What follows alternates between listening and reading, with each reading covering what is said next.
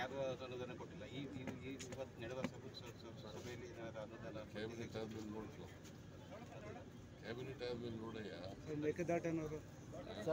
ಮೇಕೆದಾಟು ನಾವಲ್ಲಪ್ಪ, ನಾವು ಮಾಡಕ್ ತಯಾರಾಗಿದ್ದೀವಿ.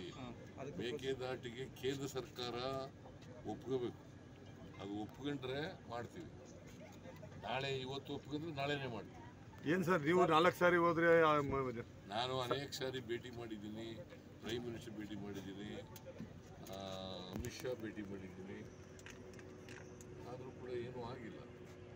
ಅಷ್ಟೇ ಅಲ್ಲ, ಅನೇಕ ಸಾರಿ ಈಗ ಕೇಂದ್ರ ಸರ್ಕಾರದವರು ನಾವು ಕೊಡಬೇಕಾಗಿರ್ತಕ್ಕಂಥ ಹಣನೇ ಕೊಡಲ್ಲ. ಅವ್ರಿಗೂ ಅನೌನ್ಸ್ ಮಾಡಿದ್ದು, ಘೋಷಣೆ ಮಾಡಿದ್ದು ಹಣನೇ ಕೊಡಲ್ಲ ನಮಗೆ. ಅಪ್ಪರ್ ಭದ್ರಕ್ಕೆ 5,300 ಕೋಟಿ ಘೋಷಣೆ ಮಾಡಿದ್ರು.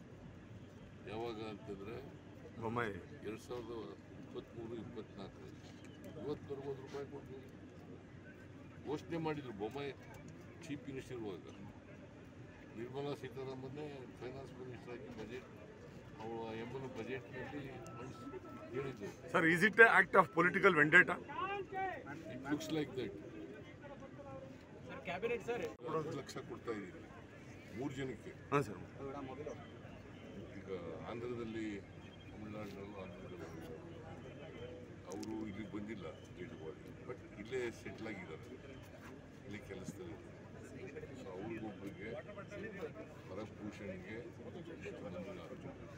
3 ಜನಕ್ಕೂ 10 ಲಕ್ಷ ರೂಪಾಯಿ ಸರ್ ಬಜೆಟ್ನಲ್ಲಿ. ಆಮೇಲೆ ಪೊಲೀಸು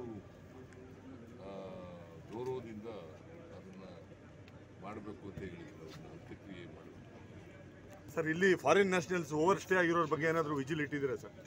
ಕರ್ನಾಟಕದಲ್ಲಿ ಓವರ್ ಸ್ಟೇ ಆಗಿರೋ ಫಾರಿನ್ ನ್ಯಾಷನಲ್ ಎಲ್ಲ ನಾನು ಪೊಲೀಸ್ನವ್ರಿಗೆ ಹೇಳಿದ್ದೀನಿ, ಭಾಳ ಎಚ್ಚರಿಕೆಯಿಂದ ಇರಬೇಕು ಅಂತ ಹೇಳಿದ್ದೀನಿ.